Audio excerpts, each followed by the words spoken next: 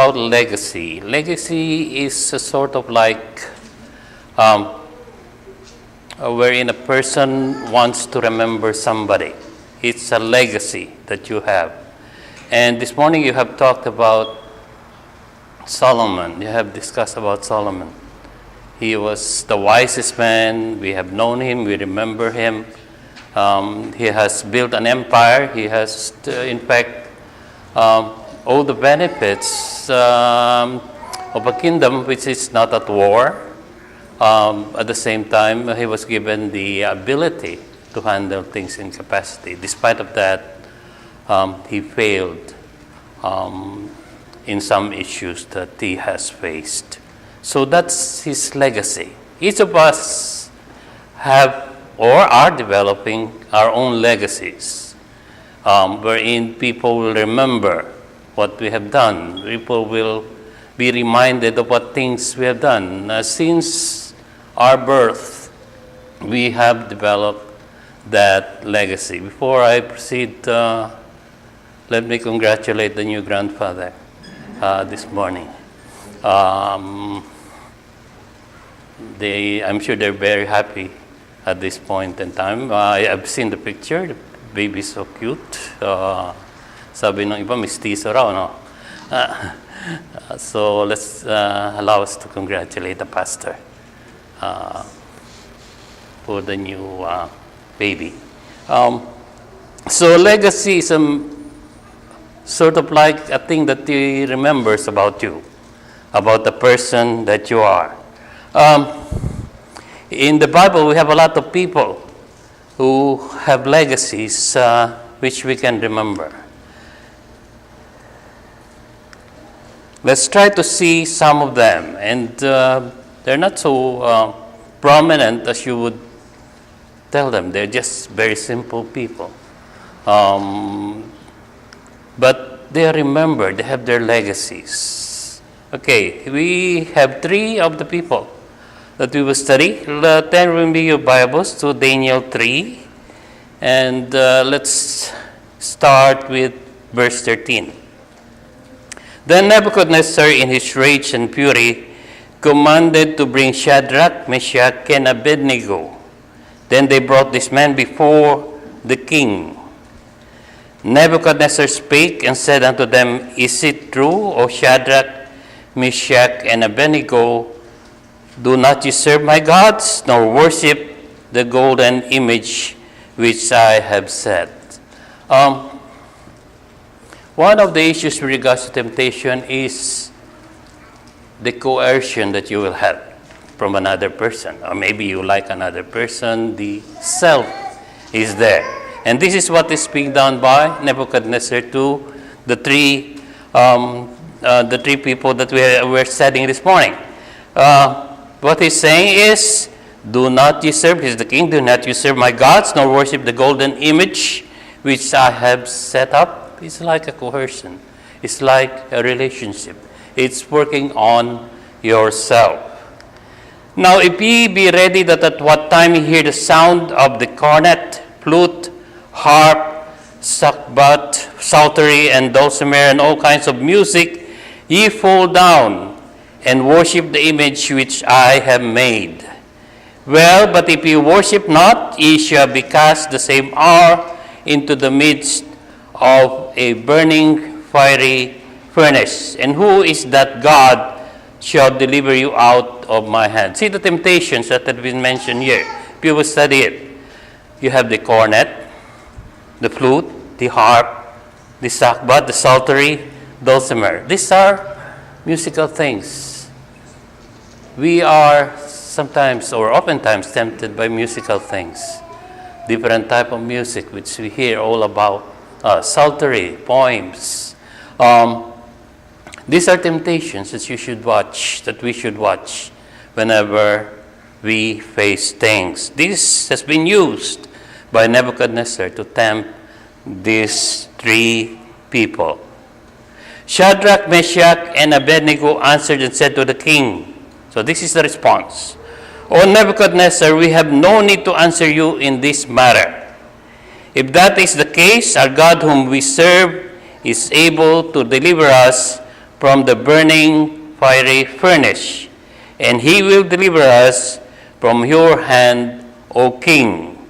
But if not, let it be known to you, O king, that we do not serve your gods, nor will we worship the gold image which you have set up. So this is one action that we can do when we are tempted. If that is the case, our God whom we serve is able to deliver us from the burning fiery furnace. When we are tempted by different people, forced in terms of self, in terms of relationship, in terms of music, then we say God will deliver us from all these temptations. Verse 19 to 20. Then Nebuchadnezzar was full of fury. Again, the temptation is there. The power is there, being forced on this tree. Full of fury, and the expression in his face changed towards Shadrach, Meshach, and Abednego. He spoke and commanded that they heat the furnace 7 times. So this is again part of the temptation. I will give you harder times. I will try to coerce you financially. I will remove you from your work. These are part of the temptation that we will face. Heat the furnace 7 times more than it was usually heated. And he commanded certain mighty men of valor who were in his army to bind Shadrach, Meshach, and Abednego, and cast them into the burning fiery furnace. Then these men were, what did they do? They even bound them, right? In their coats, their trousers, their turbans, and their other garments, and were cast into the midst of the burning fiery furnace. Therefore, because the king's command was urgent, and the furnace exceedingly hot, the flame of the fire killed those men who took up Shadrach, Meshach, and Abednego. With that alone, you could have changed your mind in terms of the temptation. The king could have seen that, but he still insisted on doing what he wants. And these 3 men, Shadrach, Meshach, and Abednego, fell down, bound into the midst of the burning fiery furnace. They what? They fell down. Imagine yourself being tied from your turban from head to the feet, and then being thrown to the fiery furnace. And of course, you will fall down to the fiery furnace. Then King Nebuchadnezzar was astonished, and he rose in haste and spoke, saying to his counselors, "Did we not cast 3 men bound into the midst of the fire?" They answered and said to the king, "True, O king." "Look," he answered, "I see 4 men loose, walking in the midst of the fire, and they are not hurt, and the form of the 4th is like the Son of Man." When we are tempted, we have somebody with us. The Son of Man is always there, trying to guide us, trying to help us. In fact, during the times of trouble, that's the time when He's closer to us, when Christ is closer to us. Then Nebuchadnezzar went into the mouth of the burning fiery furnace and spoke, saying, "Shadrach, Meshach, and Abednego, servants of the Most High God, come out and come here." Then Shadrach, Meshach, and Abednego came from the midst of the fire, and the satraps, administrators, governor, and the king's counselor gathered together, and they saw these men on whose bodies the fire had no power. The hair of their head was not singed, nor were their garments affected, and the smell of fire was not on them. Nebuchadnezzar spoke, saying, "Blessed be the God of Shadrach, Meshach, and Abednego, who sent his angel and delivered his servant who trusted in him, and they have prostrated the king's word and yielded their bodies, that they should not serve nor worship any god except their own God. Therefore I make a decree, once we have overcome temptation, once we have seen the beauty of going through the problems that we have to face, then we will have the reward in the long run, that we have fought a good fight. Therefore, I make a decree, this is the king's decree, that any people, nation, or language that speaks anything amiss against the God of Shadrach, Meshach, and Abednego shall be cut in pieces, and their houses shall be made an ass heap, because there is no other God who can deliver like this. Then the king promoted Shadrach, Meshach, and Abednego in the province of Babylon. What a legacy this tree had. What a legacy they handed down to us. Even right now, we're talking about them. This is an example of a legacy that has God in the center of things. So, as Sister Amy has mentioned this morning, when faced with temptation, we should be careful. We should watch out. We should be able to handle it. When faced with the furnished, with music, with temptation, choose God when faced with a furnace. Just say, God will deliver us from all these things. Care when facing temptation, sound of the cornet, flute, harps, all those music you can hear, all the good things you can see, all the coercions you can see, your temptations, you have to watch out.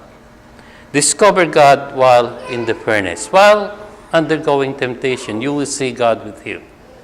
You will discover the steps that He is trying to help you during those periods. God will show up in the furnace, in the temptation that you see. Legacy is built while you are in the furnace. You will be remembered for the things that you have overcome and the problems you have encountered in terms of all of the temptations that you have faced. Let's see another person who have sort of separated himself from the rest. While the others of your friends have been attacking Jesus, have been trying to find ways to at least put him into death or put him into a wrong spot, this guy has distinguished himself and have given us a legacy which we can remember. There will be your Bible to Mark 12, and let's look at verse 28. And one of the scribes came, and having heard them reasoning together, and perceiving that he had answered them well, asked him, which is the first commandment of all? So this scribe came. Of course, he has his friends practically looking at him as he asked Jesus. And Jesus answered him, the first of all, the commandment is, Hear, O Israel, the Lord our God is one Lord. This is the answer that we should give to people who have been trying to tempt us in terms of the presence of the Lord. The Lord our God is one Lord. And the second is like, namely this, Thou shalt love thy neighbor as thyself. There is none other commandment greater than this. So this scribe, this sort of like one of the top leaders during his time, was trying to ask Jesus for something. And instead of trying to find out bad things about Jesus, he sort of want to know more about Jesus.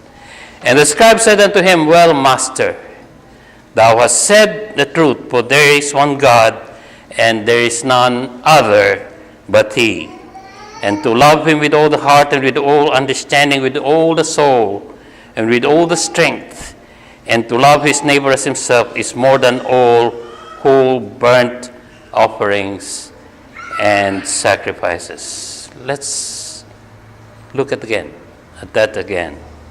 Verse 33. And to love Him with all the heart, and with all the understanding, and with all the soul, and with all the strength, To love his neighbor as himself is more than all who burnt offerings and sacrifices.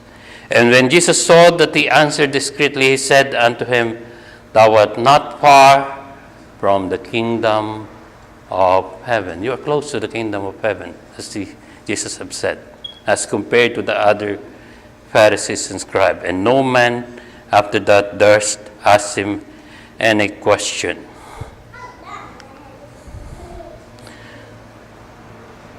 That scribe has given us a legacy, trying to learn from Jesus, trying to study, instead of going with the flow, instead of going with his friends. He has asked Jesus things. Love God with all your heart, love thy neighbor as thyself. Since we are talking about legacy, how many of you have children here? Okay, majority of us have children. Do you know that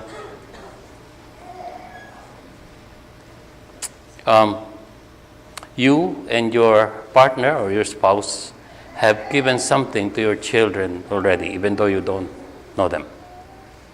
Okay? You have given your DNA to your children. So, when you see your children, it's half of the characteristics from the father, half of the characteristic from the mother. So it's a legacy that you have handed down. So you have given them a gift. Whether these are good gifts or bad gifts, but you have already given your children your heredity. It's in their DNA. Not present, it's very common to do DNA for paternity tests, in terms of crimes that we have right now, also in terms of medical treatment. Right now, they could, with just a test of blood, they could at least analyze already if you have a starting tumor or a cancer in your body. Just analyzing the blood through the DNA in your blood. You could already say in the initial stages, once they analyze the DNA from your blood, that you have a starting cancer. Also, with regards to babies, they already could predict with simply testing the blood from the mother and baby's side. But even if the baby is still inside the womb of the mother, they could test already if they have any defects that they may have in the future. So with DNA, with this DNA studies, you could now predict a lot of things. Previously, in the 1900s or so, DNA was disregarded as nothing.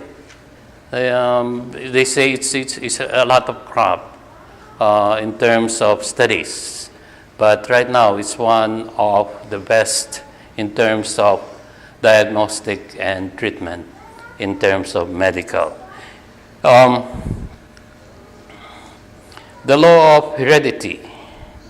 The physical and mental condition of the parents is perpetuated in their offsprings. This is a matter that is not only duly considered. Wherever the habits of the parents are contrary to physical law, the injury done to themselves will be repeated in the future generation. So you are already transmitting some of your characteristics, and it's up to your children to control them and see how they will face them.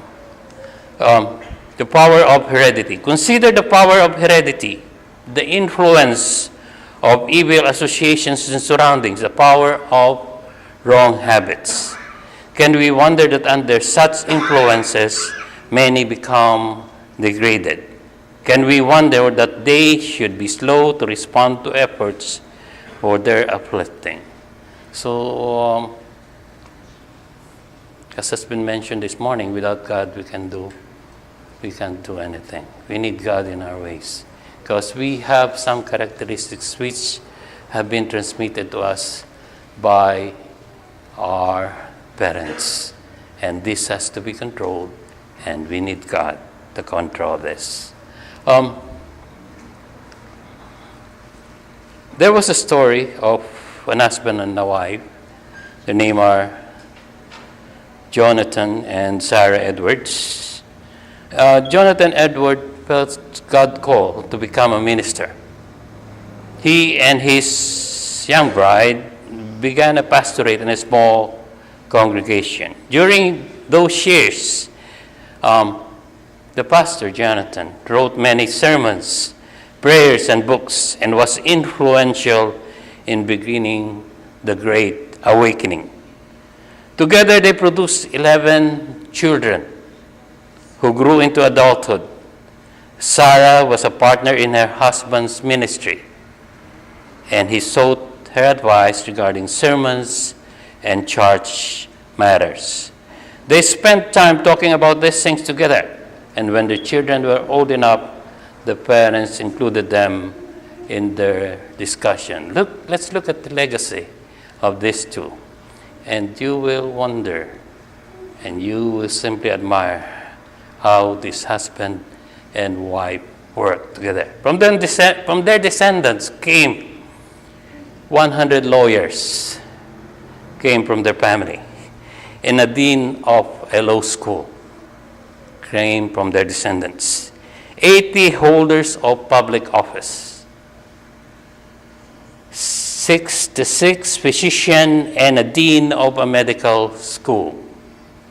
These are Sarah and Jonathan Edwards. 65 professors of colleges and universities. 30 judges. 13 college presidents. 3 mayors of large cities. 3 governors of states. 3 United States senators. 1 controller of the United States Treasury, and 1 vice president of the United States. With God's guidance, legacy can be developed to a higher level. What kind of legacy will you and I have? What things can people remember about you and me? What kind of legacy will you leave? Will it be lasting? Will it be imperishable and eternal? Or will you leave behind only tangible items like buildings, money, and or possessions? Everyone leaves a legacy, for good, bad, or even indifferent. We all leave footprints behind us. We will be remembered for our generosity or selfishness. Those who will talk about us will see the ways we love them or the ways we neglected them. There's only one way to leave a Christ-like legacy, to leave footprints that will last. You cannot do this on your own. You cannot find life in loving God and loving your neighbor, because that is the law. Receive Christ's offer of mercy. Let Him fill you with His Spirit, and then watch as He empowers and teaches you how to love Him and others. All of us, in one way or the other, when we accepted Christ, will have problems, as has been mentioned also this morning. We will have temptations. We will have to face things. It's like these 3 people whom we have studied, just like this scribe whom we have studied. But with Christ on our side, with Christ helping us, especially during the hour of need, when we are so tempted, with Christ being in our furnish, then we'll be able to overcome.